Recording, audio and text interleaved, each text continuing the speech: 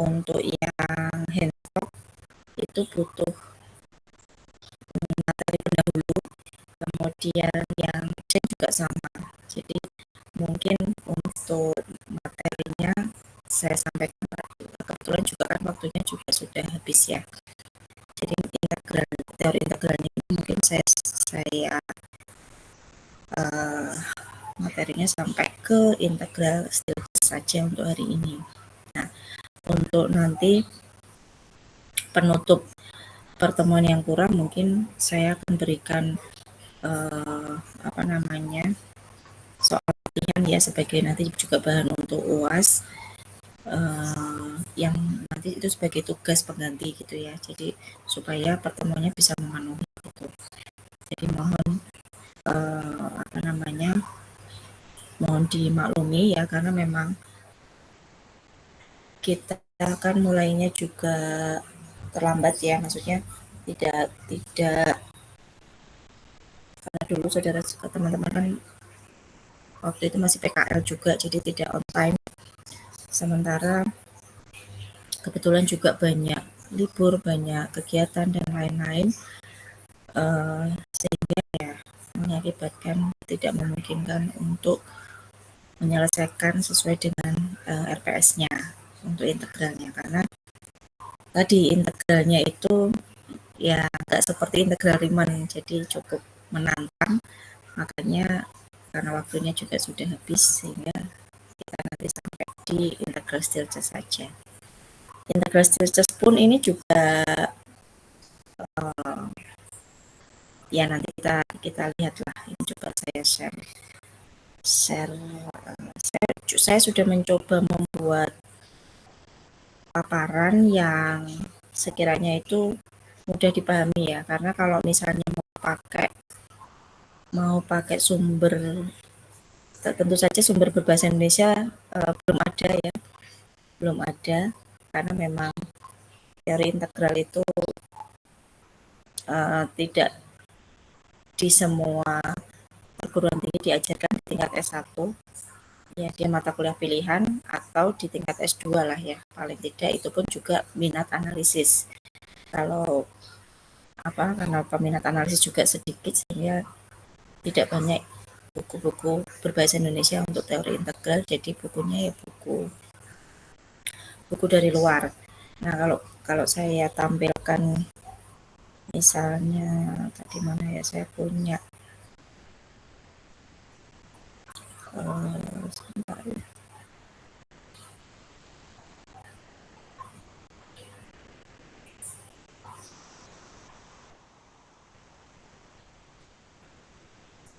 Kalau saya coba tampilkan misalnya salah satu sumber tentang integral Stieltjes ya, tentang integral Stieltjes ini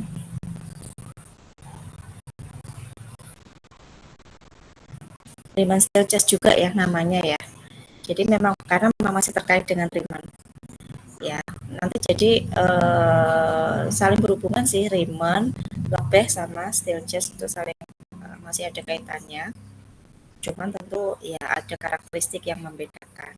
Nah, uh, ini materinya ya, ini materinya. Tapi ini tentu saja dilihat dari sudut pandang analisis ya. Makanya kenapa yang dibahas adalah sifat-sifat secara analisis. Nah, padahal ya memang sebenarnya ini begitu ya. Cuman di sini saya ingin saudara mengetahui definisi yang apa ya, semacam kayak definisi integral Riemann dari versi kalkulus gitu ya. Jadi biar saudara tahu, oh ini bentuk integral Stieltjes ya. Jadi versi versi mudahnya gitulah, versi mudahnya supaya nanti saudara bisa paham. Nah, kalau misalnya dari situ saudara bisa paham, maka ketika misalnya nanti mempelajari ini, yang versi analisisnya ini, saudara bisa sudah tahu konsep basicnya gitu ya, konsep dasarnya. Oke, jadi saya tidak akan pakai ini ya, karena tadi saya pengen saudara tahu esensi atau konsep dasar dari integral. Mana sih? Sebentar.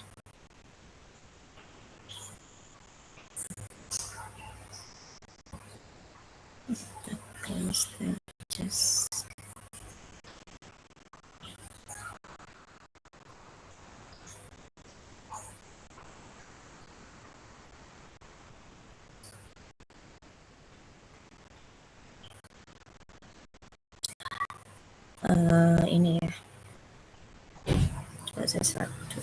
Nah, stages integral. Jadi eh,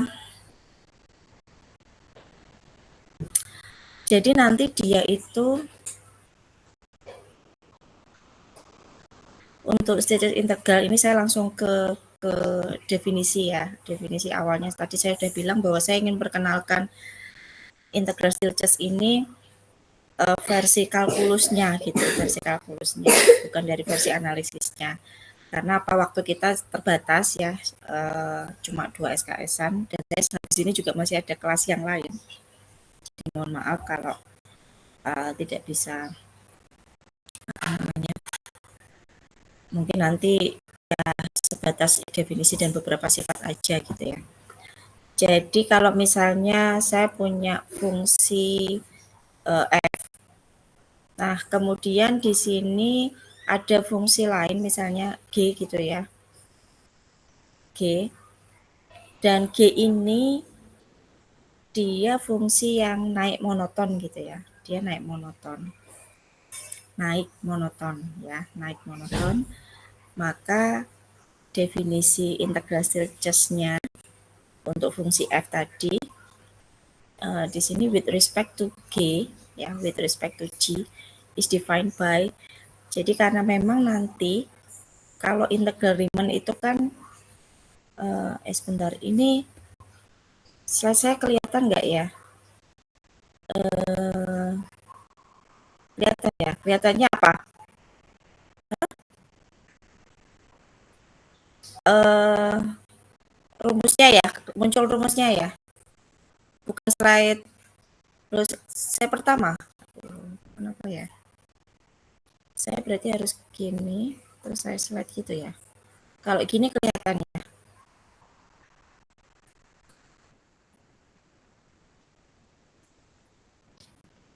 Kenapa? Kedua tapi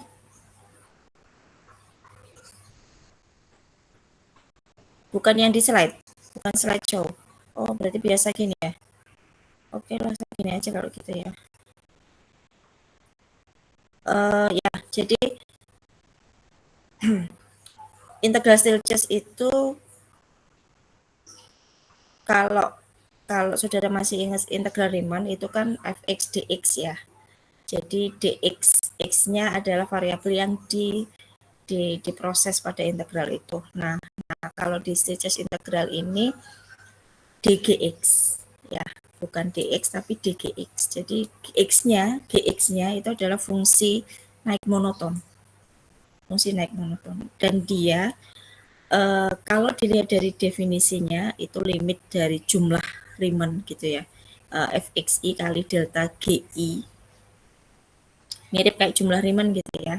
Ya sebenarnya juga memang sama ya, karena memang eh, konsepnya dari situ juga. Tapi nanti kita akan lihat apa yang membedakan itu apa. Ya, jadi dia bisa juga ini sebenarnya tergantung dari fungsi G-nya ya, fungsi G-nya.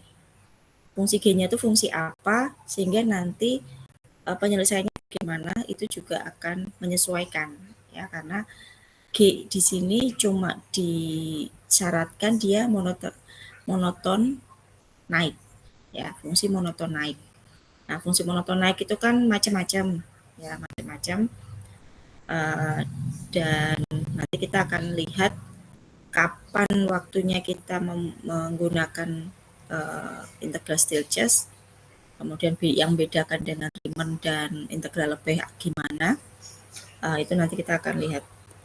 Oke, nah untuk Eh, ini sebenarnya masih sama, cuman nanti kalau tadi pakai G, di sini nanti saya ganti pakai alfa ya, karena ini menyesuaikan dengan definisi yang secara umum.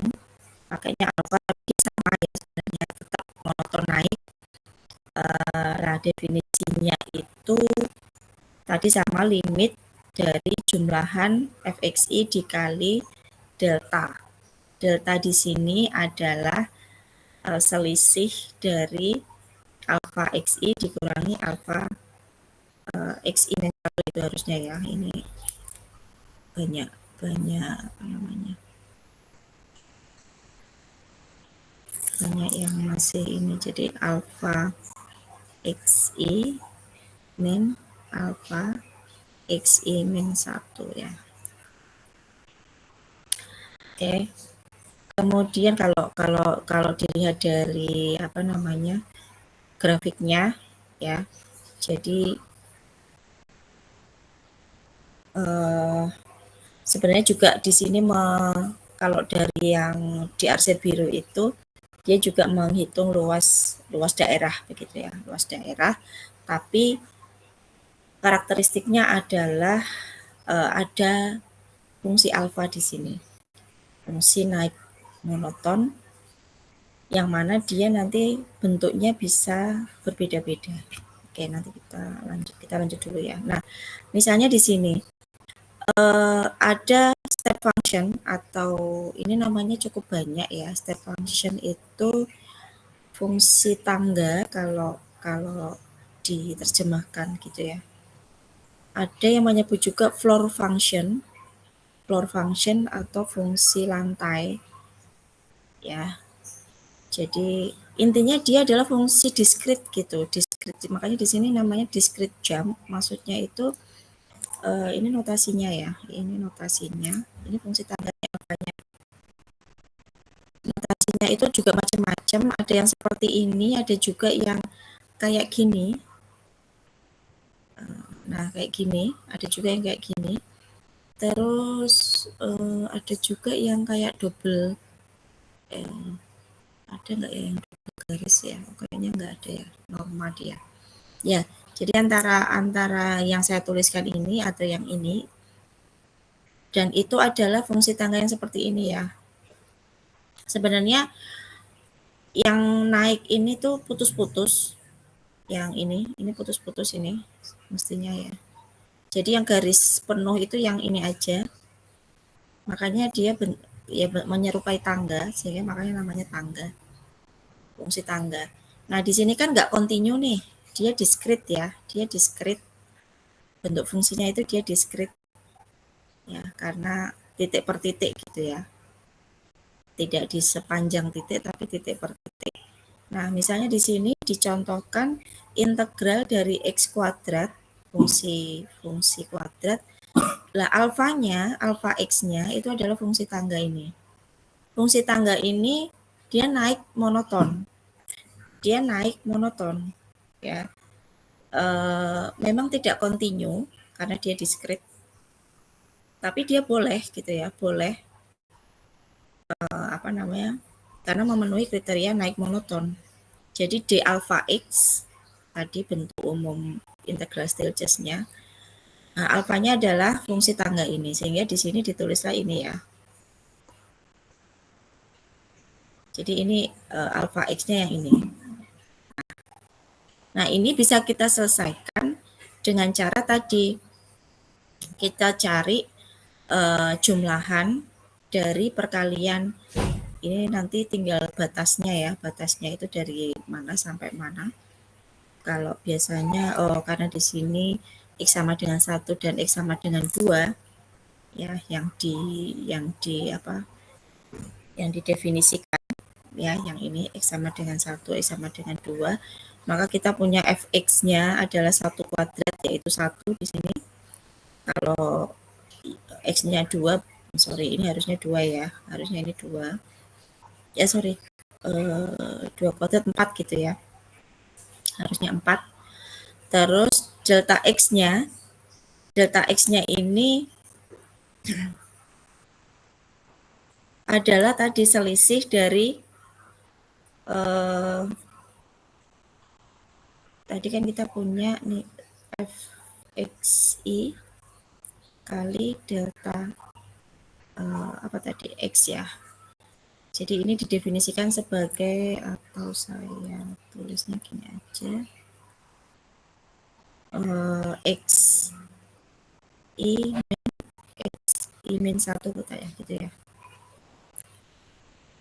Ya sehingga nanti fx1 nanti dia akan dikalikan dengan, nah ini karena fungsi tangga dan dia selisihnya adalah satu satuan, maka otomatis selisih antar titiknya ya, kan ini x sama dengan 1 dan x sama dengan 2, maka selisih antar titiknya itu tentu saja sama, satu semua ya, meskipun ini diperpanjang x-nya nggak cuma sampai 2, sampai 3, 4, 5, tapi selisihnya dia adalah satu satuan ya. Jadi dari ini harusnya satu gini ya, satu gini sampai 2, nanti ini 2 sampai 3, terus nanti ini 3 sampai 4, kalau lanjut lagi ya jadi 4 sampai 5, maka dia kan selisihnya satu satuan, maka di sini delta x-nya itu akan sama, yaitu 1 ya, makanya di sini delta x-nya semua sama 1.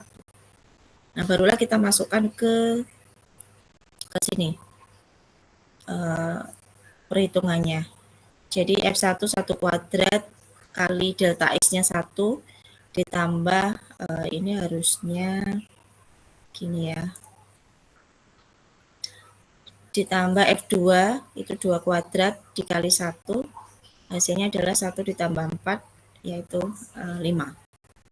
Ya ini contoh integral Stieltjes untuk fungsi F-nya X kuadrat dan alfanya adalah step function atau fungsi tangga.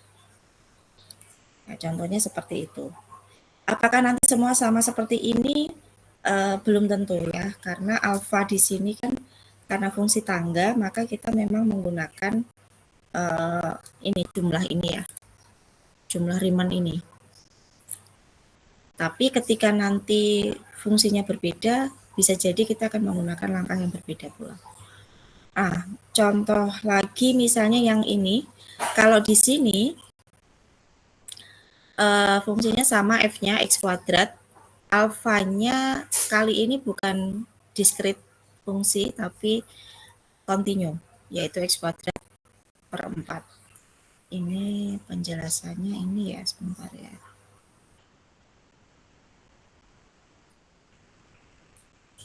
Atau saya yang ini aja ya.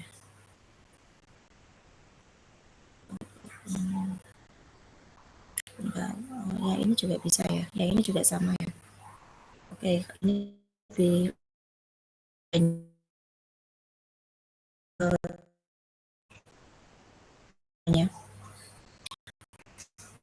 Oke. Nah, ini kalau integratornya alfa integrator, dia berupa fungsi kontinu. Kalau yang ini kan dia adalah berupa fungsi kontinu. Ya, misalnya di sini fungsi kontinunya adalah x. Ya, x. Fungsinya sama yaitu x kuadrat, terus balasnya dari ini maksudnya terbalik dari 0 sampai 4 ya. Dari 0 sampai 4. Kemudian nah, karena integral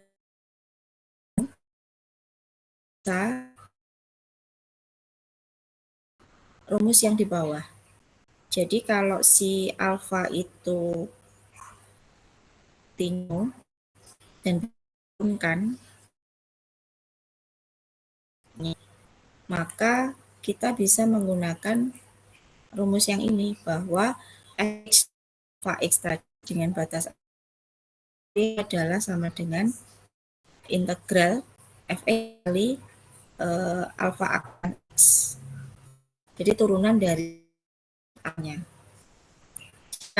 Kalau gini d alfa x, kalau masih ingat turunan ya, kalau punya gini toh,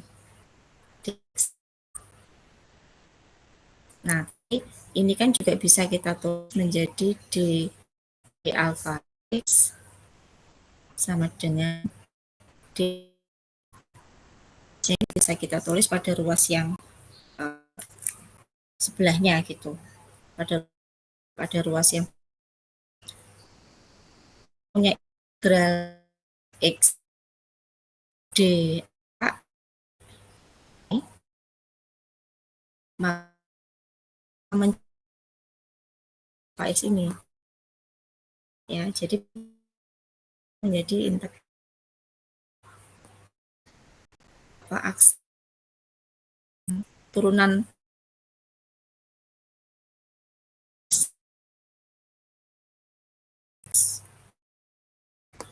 ya, nah dari sini ya.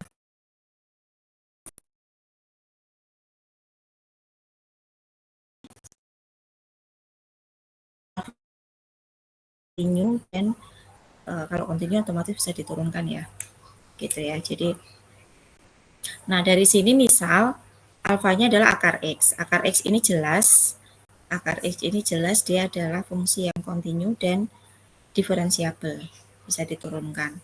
Sehingga ya, berarti kita turunkan aja si akar X-nya. Turunan akar X itu apa? Nah, nanti tinggal kita substitusikan fx-nya di sini dan alfa aksen x dx-nya ini. Ya, kalau kita punya alfa x itu adalah akar x, maka turunannya ini sama dengan x pangkat setengah gitu ya. Maka turunannya ya silakan bisa dicari turunannya berapa, dan nanti tinggal disubstitusikan ke ini ya. Nah, terus setelah itu dia akan menjadi integral Riemann biasa ya, ini karena dx kan belakangnya. Dia akan menjadi integral Riemann biasa dan kita selesaikan dengan integral Riemann biasa juga gitu. Hingga kalau di sini ini udah dapat 4 x pangkat 3/2 itu udah apa namanya, udah disubstitusi dan disederhanakan ya antara fx sama alfa aksennya. Terus ini dimasukkan batasnya, maka kita dapat nilainya segini ya. Itu untuk alfanya, fungsi alfanya yang kontinu ya. Jadi nanti di sini itu ya, nanti di sini itu kita bisa mengatakan bahwa integral Stieltjes itu dapat dipandang sebagai bentuk khusus dari integral lebeh. Ya, kalau masih ingat integral lebeh kemarin, itu dia kaitannya dengan ukuran atau measure ya, yang dibangun dari fungsi alfa.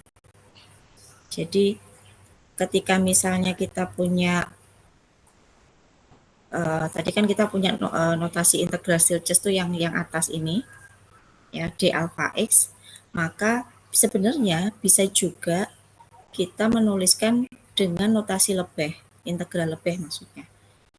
Tapi ingat, karena integral lebeh itu terkait dengan ukuran atau measure, maka ya kita sesuaikan. Kemarin ukuran atau measure itu notasinya mu ya, mu. Maka di sini menjadi d mu alpha. Artinya kita akan mencari ukuran dari si fungsi alfanya tadi. Nah, dari sini terkadang si fungsi alfa itu ukurannya bisa berupa turunannya, ya, turunannya. Jadi kalau di sini itu Stieltjes integral itu mengakumulasi fungsi f, bukan dengan apa ya, kalau not with respect to horizontal width dx. Jadi kalau pada integral Riemann itu kan kemarin kita partisi ya, partisi. Jadi misalnya gini, Terus nanti ini kita partisikan kotak-kotak gini. Nah, ini kan sebenarnya kita mengukurnya dengan ini apa panjang interval di sini kan. Nah, ini horizontal width lebar lebar lebar dari ini garis horizontal, ini sumbu X gitu ya. Jadi yang dipartisikan, yang dibagi menjadi beberapa partisi itu kan sumbu X-nya ini. Ini misalnya dari A sampai B. Nah, dia dipartisi menjadi beberapa bagian. Nah, ini yang dimaksud dengan horizontal width. Jadi integral Stokes tidak seperti itu karena itu integral Riemann. Tapi ini changes in a function alpha, perubahan dari fungsi alfanya. Ya. Jadi tidak mengakumulasi fungsi f dari lebar ini subselangnya, lebar partisinya, tapi mengakumulasi fungsi f dari perubahan dalam fungsi alfanya. Ya, dari fungsi alfa ini tadi. Nah, this can be viewed as integrating f, mengintegralkan f over a measure space defined by alpha. Ya, hal ini bisa juga dikatakan seperti mengintegralkan fungsi f dengan measure space, ruang ukuran yang didefinisikan oleh fungsi alfa tadi. Yang mana ketika kita membicarakan ruang ukuran ini, kita akan terkait dengan integral lebih. Gitu ya. Jadi perubahan di fungsi alfa itu bisa juga dikaitkan dengan ukurannya tadi, ruang ukurannya dari fungsi alfa.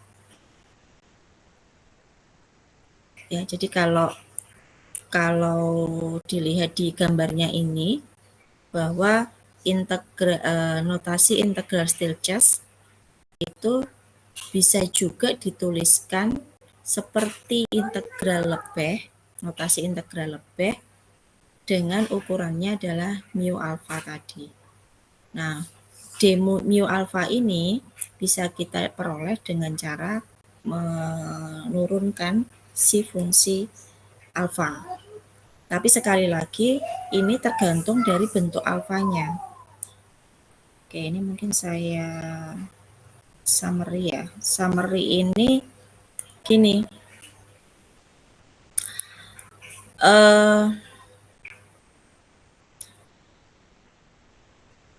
Stokes integral itu adalah generalisasi dari integrasi Riemann.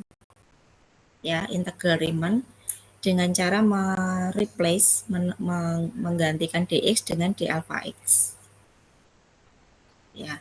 Nah, si integral Stokes ini juga dia bisa untuk alfanya ya, untuk fungsi alfanya itu bisa menggunakan fungsi with jumps. Ini maksudnya adalah diskrit ya. Jumps itu kan lompat. Ya, kalau fungsi diskrit itu kan biasanya dia titik per titik gitu ya. Entah kayak tadi yang fungsi tangga kayak gini atau mungkin bentuk yang lain. Ya, jumps ini maksudnya diskrit. Jadi dia bisa digunakan pada fungsi alpha function with jumps or continuous variation atau fungsi kontinu maksudnya gitu. Jadi alfanya ini bisa diskrit, bisa kontinu. Nah, dia bisa digunakan untuk diskrit, continue and mixed cases. Ya. Jadi campuran juga bisa. Jadi diskrit bisa, continue bisa, campuran juga bisa. Kalau integral Riemann, kalau dia diskrit kan nggak bisa. Dia syaratnya harus continue. Ya. Tapi di Stokes ini dia diskrit bisa.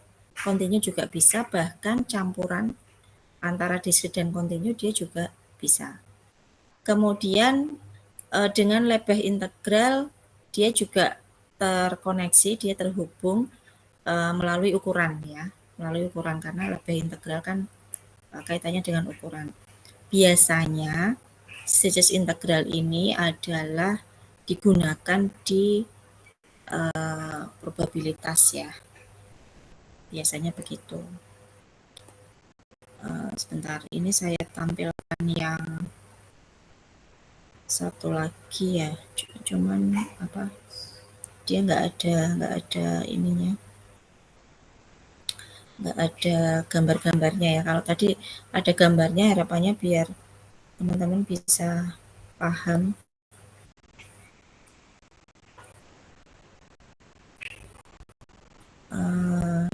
Ini definisi umumnya, ini bahasa Indonesia sih. Ini sama ya, ini sama.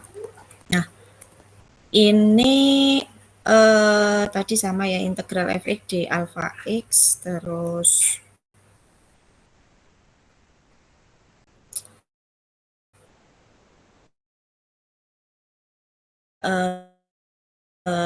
jadi dia juga sama, dia akan meluas di bawah kurva f, tapi untuk partisinya itu ya berbeda. Karena apa? Karena nanti sangat tergantung dengan si fungsi alfa tadi ya, si fungsi alfa. Jadi bukan bukan dari panjang intervalnya. Kalau integral Riemann kan dari panjang intervalnya nih mengukurnya ya. Jadi mengukur luas di bawah kurva dengan memanfaatkan partisi ya, panjang interval untuk integral Riemann. Tapi kalau integral Stieltjes itu oleh perubahan alfa. Tapi di sini ketika misalnya alfanya itu adalah fungsi x, maka tentu saja integral Stieltjesnya tadi kan gini ya, d alpha x. Nah, ketika alpha x-nya adalah x, ya otomatis dia akan menjadi integral Riemann biasa, fx d dx. Gini, jadi sebenarnya bedanya di sini, perubahan alfanya di sini yang membedakan. Ya. Nah, kalau udah jadi integral Riemann biasa gini gimana ya diselesaikan kayak integral Riemann biasa? Nah, di sini untuk syarat eksistensinya atau ya syarat bisa berlaku atau tidak ya, itu untuk f-nya sendiri dia masih kontinu ya. Kalau integral selisih kan tetap ada fungsi f-nya, tapi juga ada alfa. Nah, di sini untuk f-nya itu mesti kontinu. Alfanya tadi naik monoton ya. Nah, ketika f kontinu alfa naik monoton, maka integral Stieltjesnya dijamin ada.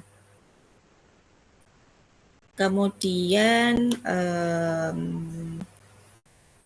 ya yang kedua ini juga sama kayak integral Riemann tadi ya. Jadi sigma dari FTI dikali ini. Nah, ini akan digunakan ketika si alfanya tadi ya dua-duanya sih kontinu atau diskrit tadi bisa. Oke.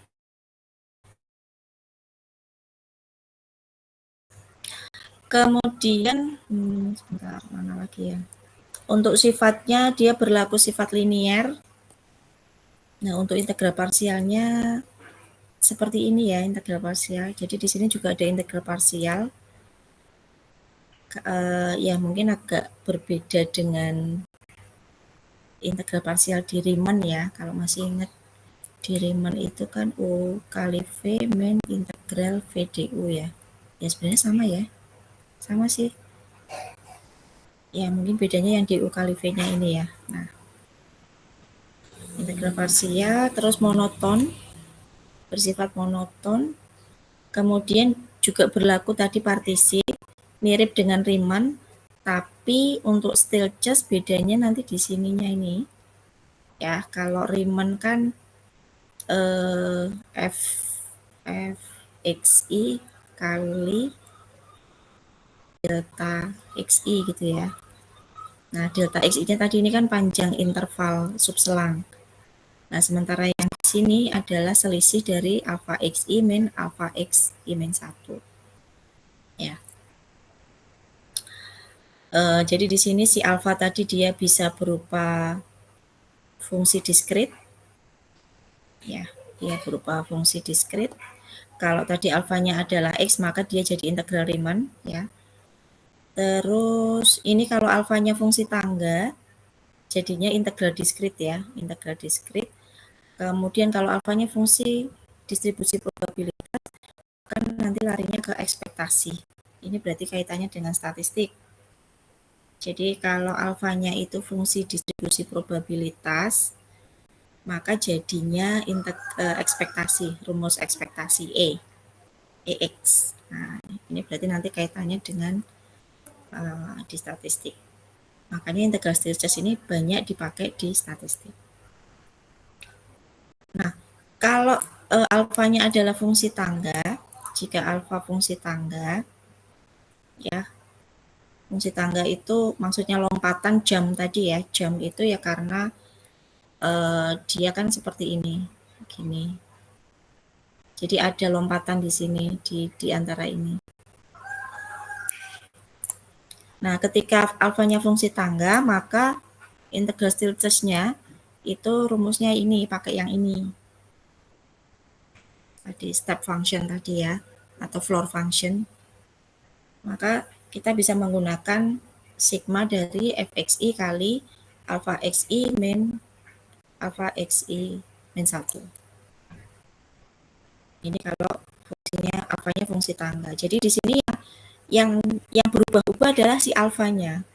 Ya, jadi bedanya dengan Riemann perubahannya tadi kan terhadap perubahan si fungsi alfa. Oke, nah ini hubungan integral Riemann dan Lebesgue. Tadi kalau alfanya adalah X, maka Stirges itu jadi Riemann ya. Karena alfanya kan jadi X, maka ya jadi Riemann.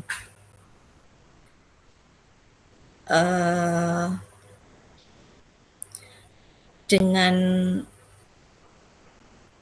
integral Lebesgue, kalau masih ingat kemarin ya, kita kan mencari daerah itu berdasarkan ukuran himpunannya, ya. Yang kemarin sudah dibahas untuk integral Lebesgue. Tapi untuk integral Stirges itu tadi terhadap perubahan fungsi alfanya.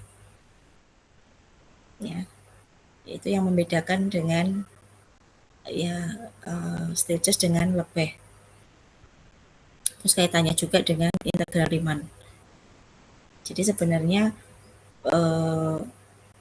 integral Stirges itu generalisasi dari Riemann. Ketika alfanya X, maka Stirges itu jadi Riemann. Ya.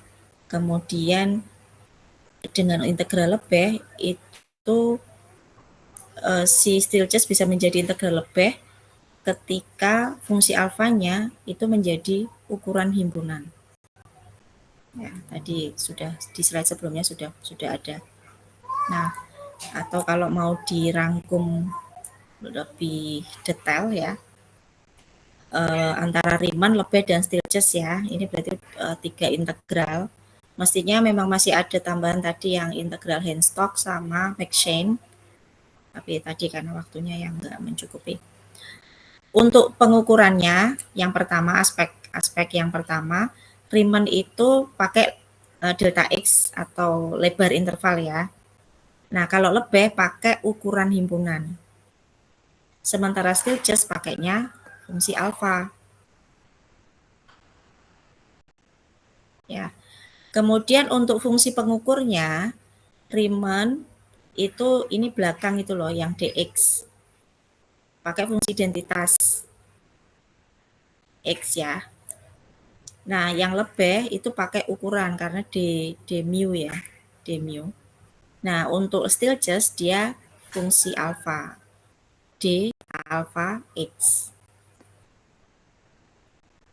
Nah, untuk aplikasinya Riemann itu ya di kalkulus, mungkin di fisika juga ada.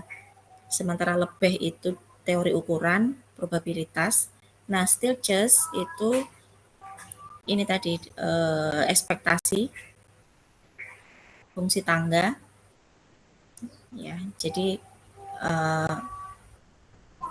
peruntukannya atau penerapannya juga menyesuaikan dengan kriteria dari masing-masing integral. Nah, kapan kita bisa menggunakan integral Stieltjes? Kita bisa pakai integral Stieltjes itu ketika misalnya kita mau hitung integral yang mana alfanya itu dia berupa distribusi tertentu. Kayak kayak tadi disinggung misalnya distribusi pada probabilitas dan itu kaitannya dengan ekspektasi. Nah, berarti kita bisa pakai integral Stieltjes. Ya. Artinya bukan terhadap panjang interval. Kalau yang kita hitung itu integralnya kaitannya dengan ukuran atau panjang interval, ya berarti kita akan pakai integral Riemann atau integral Lebesgue ya. Tapi kalau ini ciri khasnya ya, ciri khasnya. Kalau jelas misalnya alfanya itu distribusi apa gitu tertentu, oh berarti kita bisa pakai si integral Stieltjes. Nah, ketika fungsi alfanya tadi itu fungsi tangga, ya, maka kita bisa menggunakannya dengan untuk data-data yang diskrit atau untuk statistik. Nah, ini yang terakhir yang mungkin juga baru ngeh ya, juga baru ngeh, oh ternyata selama ini ketika kita belajar ekspektasi itu adalah bentuk integral Stieltjes. Ya. Jadi ketika kita mencari ekspektasi pada apa namanya? Di statistik atau di probabilitas, ternyata dia itu adalah bentuk integral Stieltjes. Jadi sebenarnya ya sudah sering digunakan juga gini ketika kita bekerja di statistik untuk integral Stieltjesnya ya. Kalau apa namanya? Kalau di kalkulus kita sehari-hari pakainya integral Riemann, ternyata di statistik itu pakainya integral Stieltjes. Ya mungkin nggak, tapi ternyata dia dipakai di sana. Ya, jadi bentuk ekspektasi EX itu ternyata dia adalah integral Stieltjes. Ya ini karena ini. Nah ini alfanya kan dia probabilitas tertentu. Ya, makanya penggunaan integral itu ya masing-masing sesuai dengan karakteristiknya ya, sesuai dengan karakteristiknya. Belum tentu semuanya itu hanya selalu menggunakan Riemann atau Lebesgue saja, tidak. Oke, nah untuk beberapa aplikasi ini sama ya, jadi di statistik, di probabilistik. Jadi memang ini kayaknya cenderungnya ke statistik ya, untuk Stieltjes itu banyak digunakan di sana, tapi mungkin saya nggak tahu ya orang-orang statistik itu apakah dia juga belajar jenis-jenis integral, tapi kayaknya enggak ya, ya mungkin ya karena di apa di sana pakainya integral Stieltjes ya mungkin sudah tahu tentang integral ini, tapi mungkin integral yang lain nggak tahu karena memang tidak digunakan. Tapi intinya beberapa aplikasi ini lebih banyak ternyata digunakan di statistik dan keuangan ya. Nah ini beberapa soal. Nah, saya rasa itu untuk integral Stieltjes ya. Seperti saya katakan tadi, saya tidak membahas secara analisis seperti pada sumber belajar yang tadi, tapi ini saya sampaikan secara umum definisinya, beberapa sifat dan mungkin juga kegunaannya dan perbedaan dengan integral yang sebelumnya ya.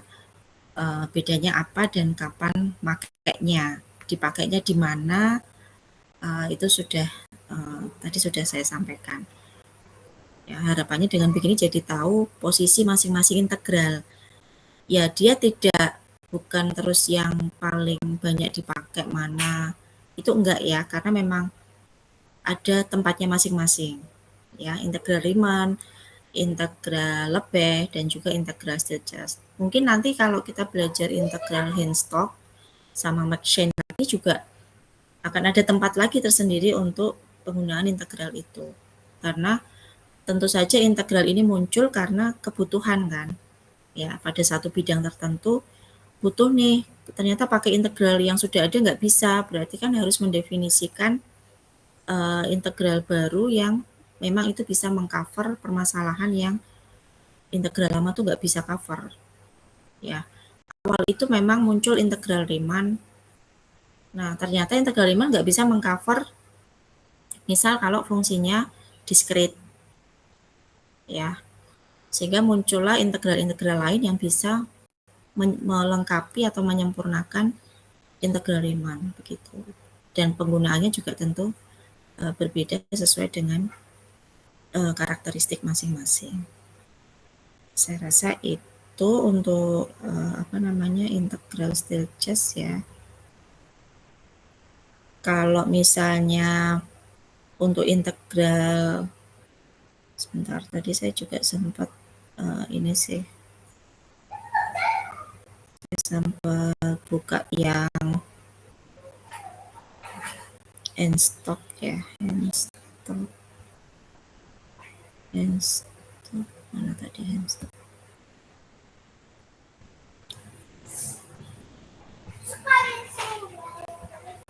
Nah, oke, coba saya ini sedikit tentang Henstock ya, nggak banyak sih. Maksudnya ini biar kelihatan posisi masing-masing integral karena di sini ada. Ya. Henstock-Kurzweil lengkapnya ya, Henstock-Kurzweil integral. Nah, ini tampaknya dua orang ya, nih ada orangnya. Nah, Henstock dan Kurzweil ini orangnya ya. Nah, di sini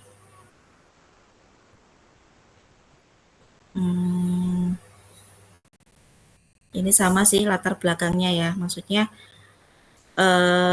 latar belakangnya itu kenapa muncul Henstock-Kurzweil integral ya, karena banyak fungsi, a lot of function are not Riemann integrable. Jadi banyak fungsi yang tidak bisa diintegralkan Riemann. Contohnya fungsi Dirichlet.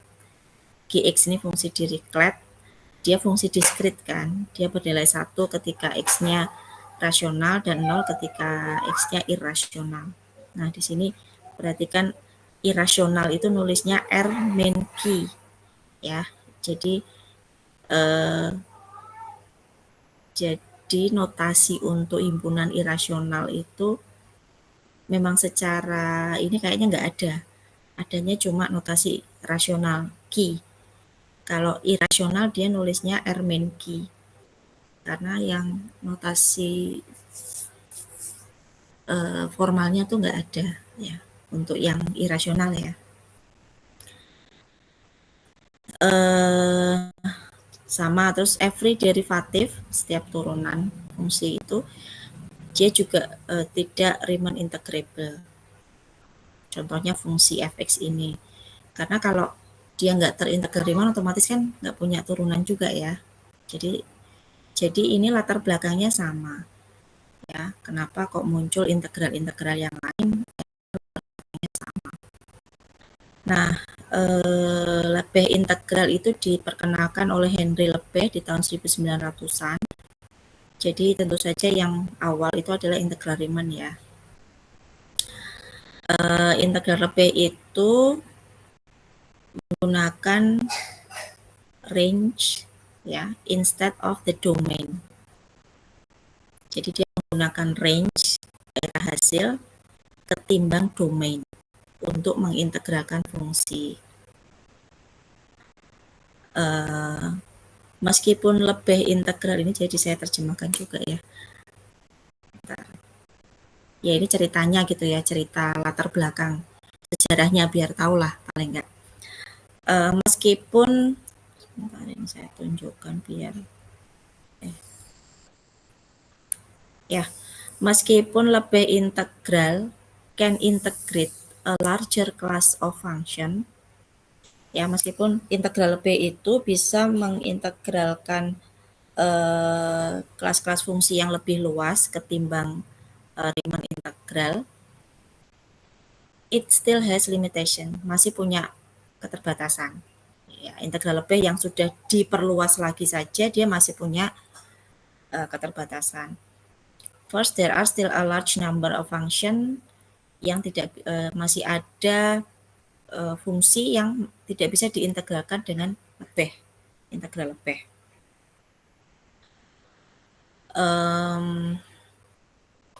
For example, equation 1 is not lebih integral. Equation 1 tadi mana ya? Oh ini, ya. Fx ini ya, Fx ini dia juga ternyata tidak bisa diintegralkan lebih. Ya, sehingga itu menjadi batasan juga kan. Akhirnya berarti ada fungsi ini yang nggak bisa diintegralkan. Nah, the desire to develop an integral that could integrate more function, sama kan latar belakangnya. Jadi keinginan untuk mengintegralkan lagi untuk mengembangkan lagi integral yang bisa mengintegralkan lebih banyak fungsi ya, dan mengeneralisir kalkulus, teorema dasar kalkulus, fundamental theorem of calculus, memotivasi mathematician yaitu Pak Ralph Henstock dan Jaroslav Kurzweil.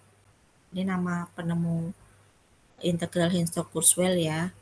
Jadi di tahun 60-an keduanya, Pak Henstock dan Pak Kurzweil ini secara independen dia mengembangkan si HK integral, disingkat HK ya, Henstock-Kurzweil integral. Nah, si HK integral ini dapat mengintegralkan lebih banyak, lebih luas fungsi daripada Riemann dan Lebesgue. Bahkan HK integral ini juga bisa mengintegralkan Dirichlet function. Ya. Nah, ini gambaran dari si posisi baik Riemann, Lebesgue sama Henstock. Nah, Riemann itu yang paling dalam ini, terus di luarnya ada Lebesgue, dia lebih luas lagi kan. Nah, di luarnya lagi ada si HK integral, Henstock-Kurzweil integral. Jadi dia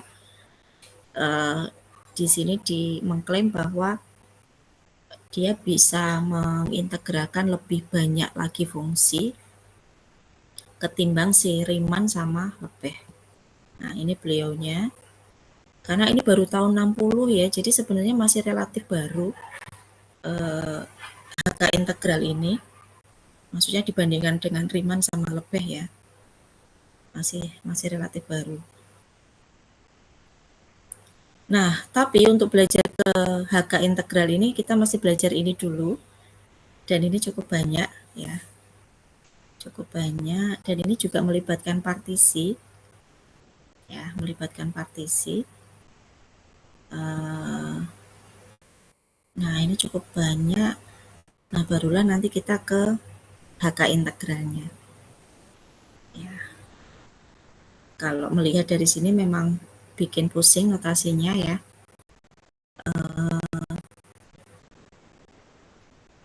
Nah, ini tadi yang Dirichlet function, dia bisa diintegralkan HK. Ya, jadi tadi dia nggak bisa diintegralkan Riemann, terus Lebesgue. Nah, dengan HK dia bisa diintegralkan. Oke.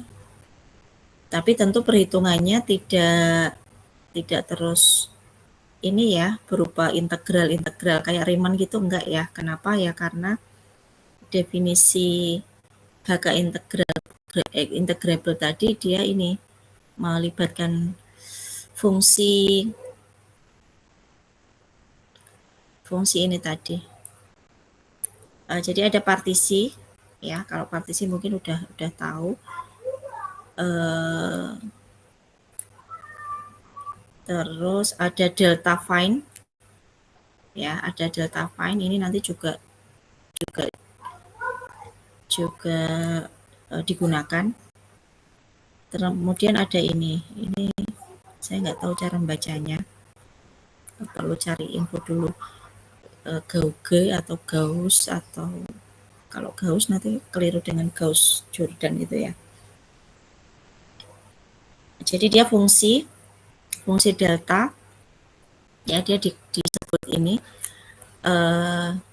jika deltanya positif, jika fungsinya positif ya. jika fungsi deltanya positif, selalu positif. Nah, di sini tertulis bahwa the major difference, perbedaan utama, perbedaan besar between HK integral dan Riemann integral adalah si delta tadi ini, fungsi delta ini, G ini, itu menjadi fungsi X ketimbang konstanta. Jadi kalau di sini memang deltanya dia sebagai fungsi posisinya, ya bukan sebagai konstanta.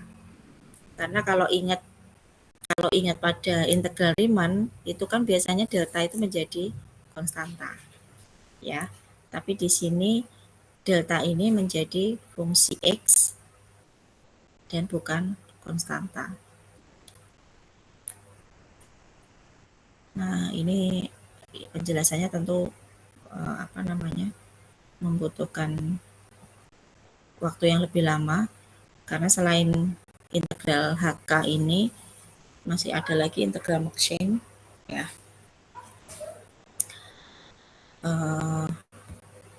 Ya nanti ini bisa saya share kalau memang sekiranya tertarik, dan saya nggak tahu sih kemarin ada nggak ya yang tugas akhirnya terkait dengan ini.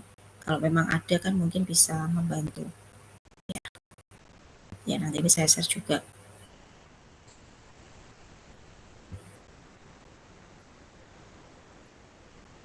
Oke, saya rasa itulah dari untuk teori integral. Silakan kalau ada yang mau ditanyakan atau disampaikan terkait dengan perkuliahan kita. Kemudian nanti mungkin untuk UAS-nya monggo bisa disepakati mau kapan gitu ya. Yang sekiranya semua bisa. Saya nggak yakin kalau misalnya sesuai jadwal ya, karena kalau sesuai jadwal berarti kan Selasa ya. Tapi ya monggo sih, bisa dirembuk bareng-bareng. Oke, sambil saya absen dulu. Eka Putri ada? Eka Putri Rahmawati ada? Nggak ada. Ika Ainur Rohmah? Hadirah Ibu. Eka Lailiatus Syafa'ah? Eka Lailiatus. Oh ya. Marsha Silvi? Hadir Ibu. Kemudian Trima Mulya? Hadir Ibu. Ratna Listiawati? Hadir Ibu. Syafiah Radela? Salma Nailul Rif'ah? Salma Nailul Rif'ah? Rifa'atus Syafa'ah? Hadir Ibu. Najwa Alia? Hadir Ibu. Mirda Septia? Hadir Ibu. Via Maftahur Rohmah? Hadir Ibu. Iis Mulyana? Hadir Ibu. Oke. Oke, kalau tidak ada, Ibu. Ya. Mohon maaf, Eka Putri hadir. Iya, tadi saya panggil-panggil, Mbak.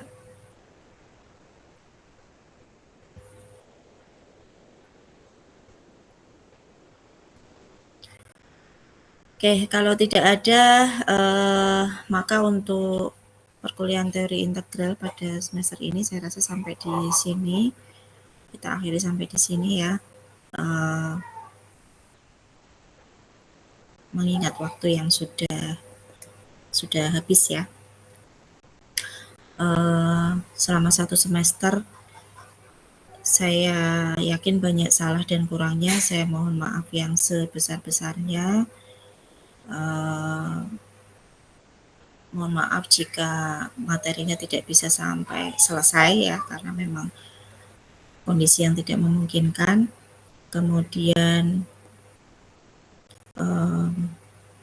ya terima kasih atas perhatiannya. Kita akhiri dengan membaca hamdalah bersama-sama. Alhamdulillahirabbil alamin. Ya, semoga nanti bisa mendapatkan hasil yang maksimal untuk makul ini, dan meskipun ini makul pilihan, tapi saya harap juga bisa diambil manfaatnya gitu ya, diambil ilmunya yang bermanfaat, bisa menjadi bekal seandainya nanti saudara misalnya berkesempatan lanjut, misalnya ya, ada kesempatan untuk lanjut, kok kemudian dilalah misalnya juga mengambil minatnya terkait dengan ini juga, semoga nanti bisa bermanfaat. Oke, terima kasih atas perhatiannya. Mohon maaf atas salah dan kurangnya. Saya tutup. Akhirul kalam. Assalamualaikum warahmatullahi wabarakatuh. Waalaikumsalam warahmatullahi wabarakatuh. Terima kasih, Bu. Ya, sama-sama. Ya.